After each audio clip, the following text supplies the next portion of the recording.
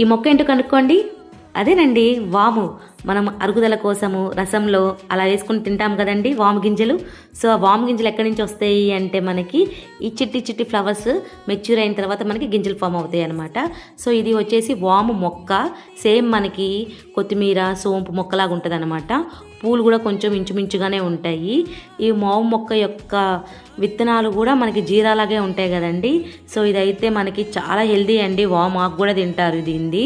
And మీరు ఇంకొకటి కూడా అంటాం మనం వామాకు అని చెప్పి లావుగా ఉండేది, అది వేరండి. అండ్ ఇది కంప్లీట్లీ వేరు. మనకి వామ గింజలు వచ్చేది మనకి ఈ మొక్క నుంచి అనమాట. సో మనకి వామ్ అనేది చాలా యూస్ఫుల్, మనకు తెలిసిన విషయమే. ఎక్కువగా మనం దేనికి యూజ్ చేస్తాము, ఎప్పుడైనా అరగకపోతే తింటారు. అండ్ దాంట్లో వచ్చేసి anti microbial anti fungal properties కూడా ఉంటాయండి. అండ్ అది వచ్చేసి మనకి జలుబు వచ్చినప్పుడు వామ్గా తింటే హెల్దీ కూడా. మీరు ఫస్ట్ టైం వామ్ మొక్క చూస్తున్నట్టయితే ప్లీజ్ ఒక లైక్ చేయండి అండ్ సబ్స్క్రైబ్ చేయండి. Thank you for watching. Bye bye.